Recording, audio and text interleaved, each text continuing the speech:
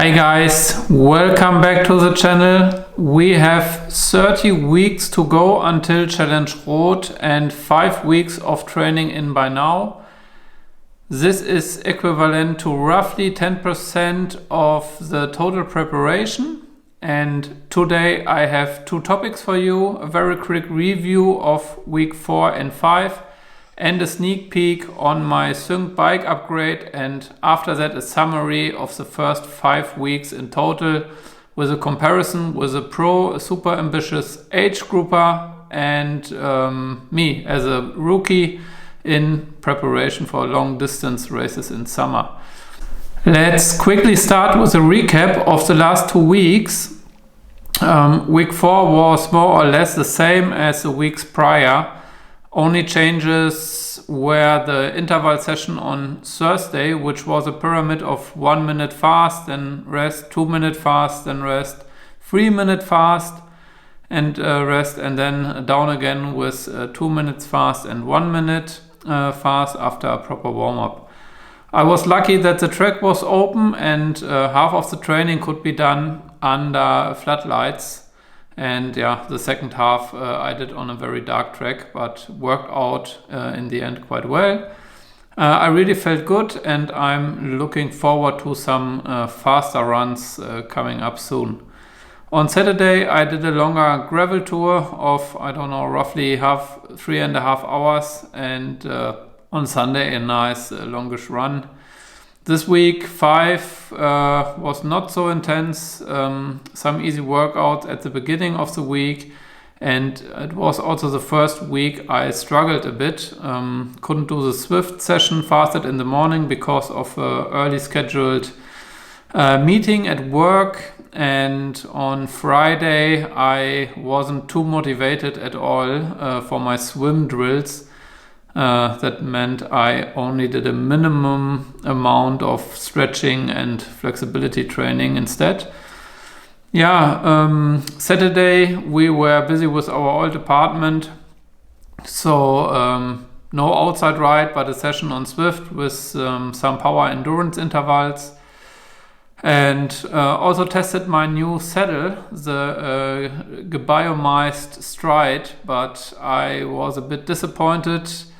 The saddle does not fit so well, but I will do a refit this week hopefully at the lab. So positive to mention is the sync cockpit, which really feels very comfortable. I will do a separate video on this, of course, to show you some insights on that.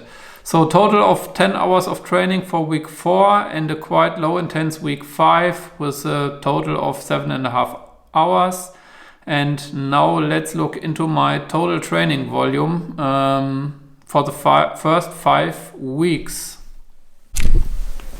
Alright, looking at the numbers. So in total I did 4,600 meters of swimming. Was the last week in October when the pools were still open, totaled at 1 hour 35 minutes.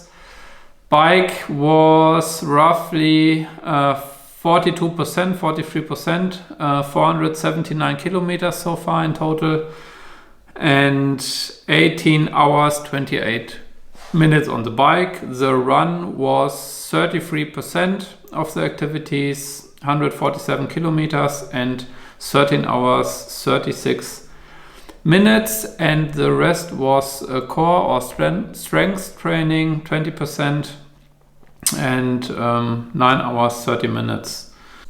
The weekly average is around 8 hours 36 minutes here. Yesterday I took the screenshot quite early, so you can add 45 minutes of core workout there, so maybe then weekly average is, I don't know, 8 hours 40 minutes or so for the first 5 weeks of training, and I think this is quite good. I thought it would be interesting to compare my training with a pro and a top age grouper athlete.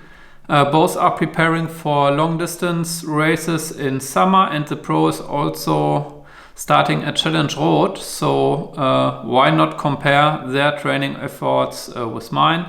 to see how they start into the season. And yeah, we can see, of course, that the pro is doing a lot more training than, let's say, average age groupers do. 16 hours per week, roughly, and definitely more efforts on the bike and on the run. That's it. I think also, of course, on strength training and flexibility, etc. The pro is also putting in way more efforts, but that's normal, I guess, because it's his everyday job, so to speak. And compared to the top age grouper, I think this is quite comparable. He's aiming at a sub 9, which is super ambitious. I wouldn't even dream of that. My goal is sub 12. But I think from a total amount of time, it's quite comparable.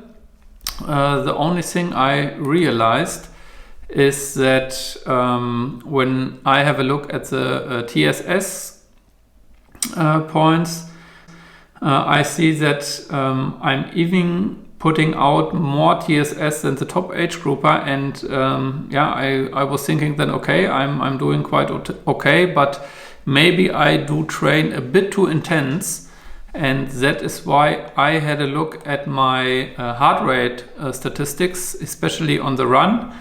And as you can see here, the target should be to aim at an 80-20 approach.